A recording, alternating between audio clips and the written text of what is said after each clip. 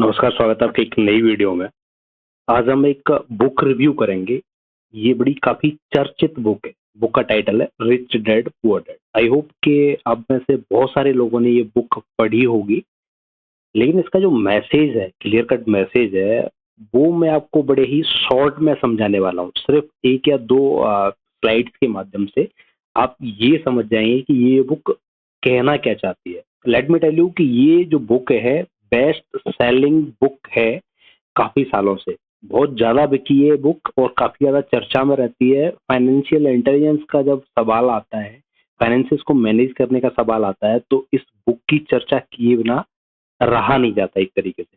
तो ये one sort of milestone है in the field of financial intelligence. Okay? तो इसके बारे में चर्चा करेंगे और ऐसे तो इसके टोटल 6 चैप्टर्स हैं जो मेजर लेसन्स आप समझ सकते हो। लेकिन मैं आपको बताऊँ इसका जो जिस्ट है, जो ऑथर ने बहुत लंबा 300-400 पेजेज़ में जो बोलना चाहा है, उसका जो सार है वो मैंने मात्र एक 2 स्लाइड्स में डाल दिया है कि ऑथर कहना क्या चाहता है।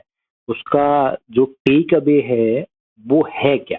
ओके? तो जो 6 चैप्टर्स हैं, वो समझ लीजिए आप। पहले इसने rich don't work for the money, ये चैप्टर का नाम है। इसमें शॉर्ट में कुछ कैरेक्टराइज़ेशन करके एक रिच डैड, एक पुअर डैड बना के, अब ये असलियत में हो सकता है ऑथर के साथ हुआ भी ना हो एक तरीके से, लेकिन उसने रिच डैड माना है एक अपना फ्रेंड है उसके फादर को, और पुअर डैड अपने फादर को माना है। डिस्पाइट कि इसका फादर है वो ज़्यादा पढ़ा हुआ है, एजुकेशनली वेल एजुकेटेड है, लेकिन जो दूसरा बंदा है, अपना फ्रेंड है, उसका फादर है, वो उतना पढ़ा नहीं है, उसके पास इतनी डिग्रीज़ नहीं है, लेकिन विज़डम है उसके पास, फाइनेंशियल इंटेलिजेंस है, जिसकी मदद से वो आगे बढ़ता हुआ चला जाता है। इसका फादर जो है वो काफ़ी पढ़ा हुआ है, काफ़ी वेल एजुकेटेड है, लेकिन उतना ग्रो नहीं कर पाता फाइनेंशियली अपनी लाइफ में। ओके? तो उससे एक ड्राइव करके, एक स्टोरी ड्राइव करके आगे बढ़ा है ऑथर। तो पहले बताया इसने the rich don't work for money. जो पैसे वाले लोग हैं वो अ, पैसे के लिए काम नहीं करते। ओके? वो असेट एक्वायर करते हैं, कुछ चीज़ें खरीदते हैं, तब उससे पैसा बनाते हैं उस तरीके से। Second, financial literacy is the key to financial freedom. आप अगर फाइनेंशियल फ्रीडम मतलब पैसे कमाना चाहते हो, तो आपको क्या है, उसकी जो जानकारी है, जो पढ़ाई है, जो पद्धति है कि फाइनेंशियल लिटरेसी काम कैसे करती है, ये 3 का 5, 5 का 10 बनाना, ये काम कैसे करता है, ये समझना। माइंड योर ओन बिजनेस मतलब जो आप कर रहे हो ना, जो आपका सेटअप है, जो फाइनेंशियल इंटेलिजेंस है, वो आपका बिजनेस है, उसको समझिए आप। आपका जॉब है, जॉब आपका बिजनेस नहीं है, एक्चुअल बिजनेस है आपका मनी मेकिंग। उस तरीके से इस चैप्टर में ऑथर ने बताया है। Study the history and structures of corporation. इस चैप्टर में टैक्स कैसे बचाना है, कॉर्पोरेशन फॉर्म कैसे करने हैं, रिच कैसे करते हैं, ये सब काम ये इसके बारे में बताया है। How do like rich invent money. Rich कैसे मनी बनाते हैं, कैसे इन्वेंट करते हैं, कि वो इन्वेस्टमेंट करते हैं, एसेट्स खरीदते हैं, लाइबिलिटीज कम रखते हैं, उसके बारे में चर्चा है। लास्ट में है work to learn not work for money. पढ़ने पे खर्च करो। सेमिनार्स वगैरह, वर्कशॉप वगैरह बहुत सारे अटेंड किए इस ऑथर ने, और उसका एक्सपीरियंस इस तरीके से शेयर किया है कि मैंने उस सेमिनार से इतने डॉलर में खर्च करके इतना कुछ सीख लिया कि कई लाख डॉलर मैंने उसके जो लर्निंग है, उसका आउटकम है, उससे बना लिए। तो कभी नहीं झिझकना चाहिए पैसे के लिए खर्च करने में। ओके?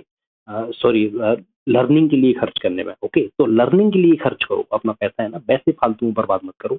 ये नेसेसरी आउटकम है 6 चैप्टर का। तो ये तो एक ओवरव्यू हो गया कि जो चैप्टर्स हैं इस rich dad poor dad book में, उनमें क्या-क्या टच किया है ऑथर ने। लेकिन मैं इसका जिस्ट बता देता हूँ आपको अगली स्लाइड में। ऑथर ये कहना चाहता है, मार्क माय वर्ड्स, कि आपको असेट्स बिल्डिंग पे ध्यान देना है, लायबिलिटीज को हमेशा डिमोशन में लेके जाना है, डिमोट करना है, उन पे ध्यान नहीं देना। आप असेट बनाएंगे, उस असेट से जो कमाई होगी आपकी, जो आपकी कमाई होगी, उसको आप लायबिलिटीज पे खर्च कर सकते हो। तो उसने 3 ग्राफ दिए। जैसे ये है पुअर पर्सन। पुअर पर्सन क्या करता है, देखो, इनकम एक्सपेंसेस सबके होते हैं, असेट और लायबिलिटी, ये भी समझ लीजिए आप। तो पुअर पर्सन क्या है, जॉब करेगा, सैलरी आएगी, और जो जितना खर्चा होगा, जितने एक्सपेंसेस होंगे, उसी पे उसकी पूरी सैलरी खर्च होगी। टैक्सेस देगा, रेंट देगा, फूड देगा, ट्रांसपोर्टेशन, क्लॉथ, ऐसे करके पूरी सैलरी खत्म। ना तो वो असेट बना पाता है, असेट इन द सेंस कोई भी ऐसी चीज जिससे आपको एक इनकम हो रही हो, पैसिव इनकम हो। लाइक स्टॉक्स में कोई इन्वेस्ट कर रहा है, रियल एस्टेट में कोई इन्वेस्ट कर रहा है, कहीं से रेंट आ रहा है, वो असेट है उसके लिए। लाइबिलिटीज क्या है? लाइबिलिटीज जैसे कार ले लिया आपने, कार लोन हो गया, ओके, स्टडी लोन हो गया, या फिर कुछ और सामान ले लिया, क्रेडिट कार्ड का लोन हो गया, वो लाइबिलिटीज है। एक्सपेंसेस नहीं है। लाइबिलिटीज मतलब तुम इन्वाइट कर रहे हो एक्सपेंसेस, ये तो है ही फिक्स। लेकिन लाइबिलिटीज और एक्सपेंसेस में ये अंतर है कि लाइबिलिटीज में क्या है, आप इनवाइट कर रहे हो एक्सपेंसेस को कि आओ जबरदस्ती खर्चा करवाओ, उस तरीके से, ठीक है। तो पुअर पर्सन तो असेट और लाइबिलिटीज दोनों की तरफ ही नहीं सोच पाता, क्योंकि उसका सारा जो सैलरी है वो एक्सपेंसेस में ही खर्च हो जाता है। तो उसका सिंपल है, इनकम आउटकम सब बराबर है। लेकिन मिडिल क्लास में और रिच क्लास में क्या डिफरेंस है वो समझिए, इसको आप ढंग से समझ लीजिए कि किस तरीके से वो ऑथर नरेट कर रहा है इस चीज को, ठीक है। मिडिल क्लास के लिए बोल रहा है, मिडिल क्लास का जो इनकम स्टेटमेंट है वो ऐसा होता है कि जॉब से इतनी सैलरी आ रही होती है कि वो क्या है, अल्टीमेटली लाइबिलिटीज क्रिएट कर लेता है, ठीक है।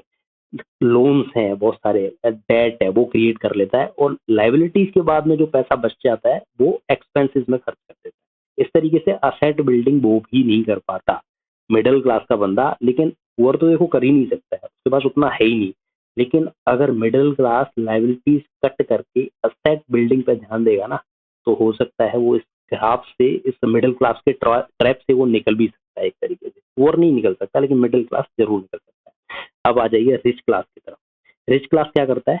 उसके पास इनकम के सोर्सेज देखिए आप, सैलरी ही नहीं है, rental income, dividend, interest, royalties, कहाँ से आती है ये सब चीजें? प्रॉपर्टी से, इंटेलेक्चुअल प्रॉपर्टी से, notes, bond, stocks, real estate. Asset से उसकी इनकम होती है, असेट से उसकी इनकम होती है, और उससे ही वो लाइबिलिटीज पे कर पाता है, उसी से वो एक्सपेंसेस पे कर पाता है। समझ रहे हैं आप?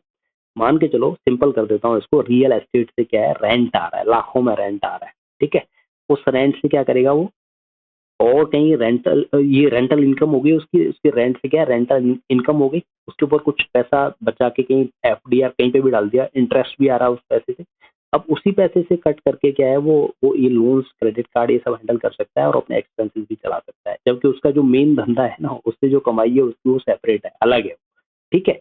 ये सारे पोर्टफोलियो वो मेंटेन कर रहा है, और इतनी सारी चीजों से उसको कमाई हो। तो ये हुआ कैसे? असेट्स, ये तो खाली है कॉलम इनका, पोर का भी खाली है। असेट्स, रिच ने क्या है, एक टाइम पे ये खरीदे, ये खरीदे, ये खरीदे, इसमें इन्वेस्ट किया, जो पैसा लाइबिलिटीज में जा सकता था उसको बचाया उसने। लोन्स लेने की बजाय उसने असेट बिल्डिंग पर ध्यान दिया। जब असेट बिल्डिंग उसकी हो गई, इनकम बढ़ गई, फिर क्या किया उसने, बोला अब इससे जो इंटरेस्ट आ रहा है, उसके इंटरेस्ट में क्या है, एक कार लोन ले ले सकता हूँ, कार ले सकता हूँ, उसका लोन क्या है, इसके इंटरेस्ट ही पे होता रहेगा, ठीक है। तो ऐसे करके साइकिल चलती है इसकी, रिच क्लास, रिच क्लास की साइकिल। असेट बिल्डिंग अप से स्टार्ट होती है, लाइबिलिटीज कम रखते हैं, और जब उनकी इनकम प्रॉपर हो जाती है, उस इंटरेस्ट से वो कुछ काम करते हैं, तब लाइबिलिटीज क्रिएट करते हैं। तो सबसे पहले क्या है, हमें असेट बिल्डिंग पर ध्यान देना चाहिए, लाइबिलिटीज क्रिएट नहीं करना चाहिए। ये अल्टीमेटली मैसेज है इस किताब का, जिस्ट है, ठीक है। ये आप जो देख रहे हो स्क्रीन पर, ये जिस्ट है इस बुक का। एंड आई थिंक हम सबको पता तो है ये, लेकिन इस तरीके से इम्फेसिस किया है इस राइटर ने, इस ऑथर ने इस बुक में, कि हमें सोचने पे मजबूर कर देगा इस चीज, है ना, जो स्टोरी उसने लंबी लिखी है। तो डेफिनेटली फाइनेंशियल इंटेलिजेंस ऐसा नहीं कोई लेके पैदा होता है, we have to think about this, कि किस तरीके से पैसा बचा के असेट बिल्डिंग की जाए, और असेट्स जब आ जाए तो उसका यूटिलाइजेशन कैसे किया जाए। This is all about this in this book, okay. अगर आप ये करना सीख गए तो ऑब्वियसली रिच जल्दी हो सकते हो। This is the message of this book, okay. So any discussion, any question is invited in the comment box. Please do comment and share the channel Scoremate KB for the getting such type of information regularly. Do subscribe, and this is the end. Jai.